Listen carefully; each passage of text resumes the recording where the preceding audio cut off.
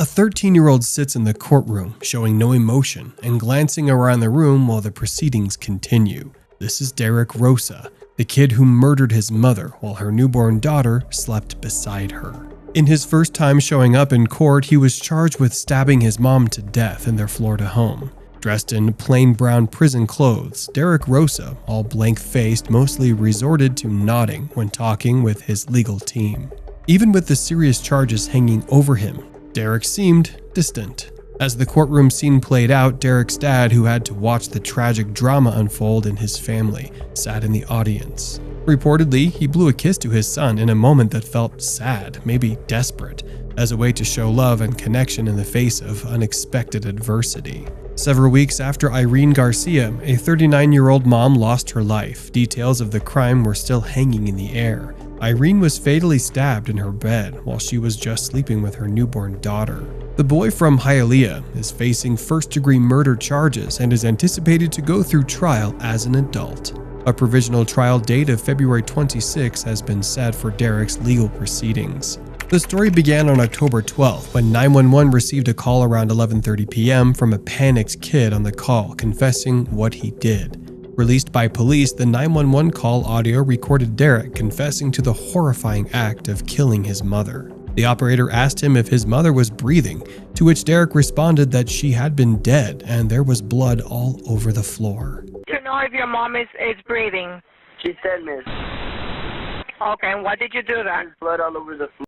It was past 9 at night when Irene Garcia, after getting done with her work and house chores, found some free time at hand to share a bonding experience with her hardly 2-week-old newborn daughter. What the mother didn't know was that this sweet moment with her daughter would be her last. While swaddling the daughter, Garcia also fell asleep.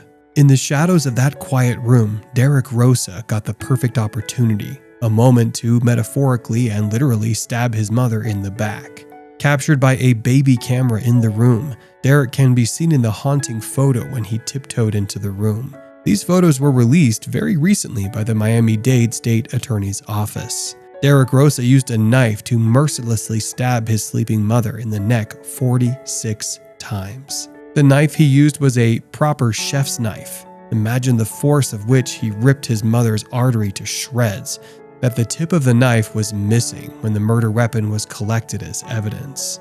Covered in the lifeblood of Irene Garcia, the condition of the knife and the absence of the knife's tip tell the horrifying pain she must have felt in her last moments. Coming back to the 911 call received from an apartment at 211 West 79th Place, the dispatcher held Derek on the call till the police arrived. Rosa answered the majority of the questions the operator was asking him. He just didn't have an answer to, "Why did you kill your mother?" Derek also mentioned his failed attempt at suicide with the Beretta gun that was present in his living room. He revealed that he had planned to kill himself after killing his mother, but he couldn't bring himself to pull the trigger on the loaded gun. Later, he confessed that his dad owned another gun too. My stepdad he owns 2 guns. He has a Glock 19. Okay. And then, I don't know what it's called, another one. He was at home, he was far away. Okay. So I went into the closet. I found his book bag because he goes shooting at gun ranges. Okay. I grabbed the gun. I put the magazine in the gun. Okay. I pulled back to slide, but I didn't want to shoot myself. The distressing call didn't end here. There was more to the story. Derek proceeded to ask the 911 operator for an unsettling validation, whether the pictures he had taken of the crime scene and her mother's dead body to send to his friend was a bad idea or not. Miss, Yes. I took pictures and I told my friends about it. Was that bad? You told who about it? My friends. Derek not only sent those photos, but he literally sent his selfie with his tongue out and a hand covered in the fresh blood of his mother, gesturing the sign of hang loose. Derek sent those disturbing pictures to a friend he knew from online gaming, Sweden, someone whose real name he claimed not to know. He explained, "I didn't delete the pictures off my phone, but I sent them to him, and I told him that I was sorry and goodbye. Goodbye to him." The dispatcher's other main concern was the safety of the newborn present at the horrific crime scene. Garcia's body was found on her bedroom floor, inches away from her newborn baby girl. Where is your sister? Your sister's still there? She's sleeping. She's sleeping, okay. Yeah. Excuse me, miss, what do I do if she wakes up?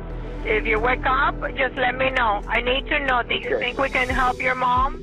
Miss, she's dead. It seemed like Derek Rosa's senses were making a return as he started to assess the grim reality of the situation he had gotten himself into. He expressed to the operator that he was sad about what happened, and as the police eventually arrived, he asked her, "Miss, are they gonna kill me?" To which the operator assured him that no, they are not gonna kill you. The police were quick to arrive at the crime location, where Derek can be seen coming out of the apartment with his hands up, and the police grabbing him to the ground. The call lasts 17 minutes and ends shortly before Rosa surrenders to police. Irina Garcia's lifeless body was found on the floor of the room, while her baby daughter was discovered unharmed and peacefully sleeping in the crib. Derek Rosa was taken into custody. The police released a video from his interrogation, from where the 13-year-old was seen talking calmly to the police, confessing to the crime. I was going to show myself, but I said I didn't want to do that, and I called 911. After the confession and seeing the gruesome way Derek chose to kill his mother, he is being charged as an adult in the case that has become a high-profile case all over social media. The boy had not only decided to kill his mother, but to cause her pain too. Stabbing her 46 times clearly indicates the amount of aggression he had for his mom, that he, a 13-year-old, couldn't stop from stabbing the same spot at her neck over and over again. The only information he has chosen not to disclose is the motive behind killing his mother, even when in the interrogation room he dodged the question. Why did you kill your mother? Do you know? Do I have to say it now? Derek had been transferred into the Metro West jail from a juvenile facility after the grand jury updated his charge of second-degree murder to first. Despite all the evidence, the prosecutors have also been unable to find the motive that drove this middle school kid to not only think but execute such a spine-chilling crime. No signs of abuse were recorded, nor did the teen face any problems that required intervention at his school or home.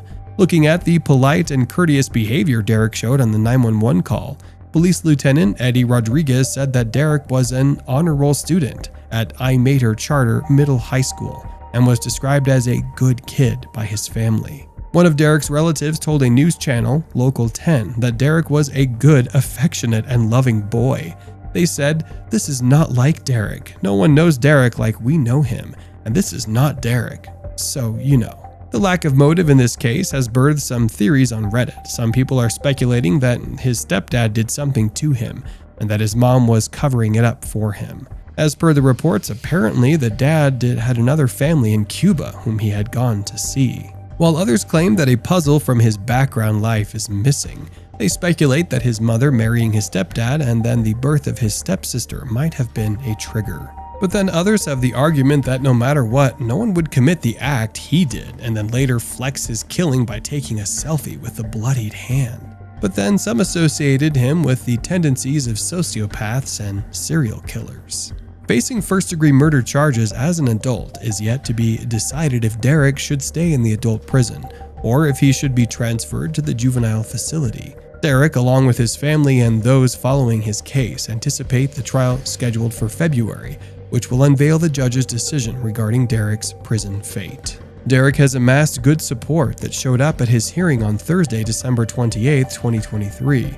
Notably, his maternal grandparents haven't missed any of his case proceedings.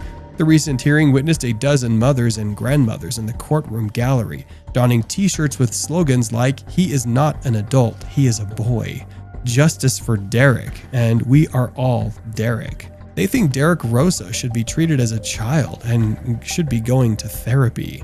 They've even started a petition to save Derek Rosa. Currently, Derek Rosa is awaiting his trial, housed at the juvenile wing of Metro West, an adult jail. What are your thoughts about sending him to the adult prison instead of a juvenile facility center? Rosa's attorneys argue the teen's rights are being violated by being held at the Metro West Detention Center, but the judge just ruled he will continue to stay there. Subscribe if you don't want to miss out on the next video. As always, stay safe out there.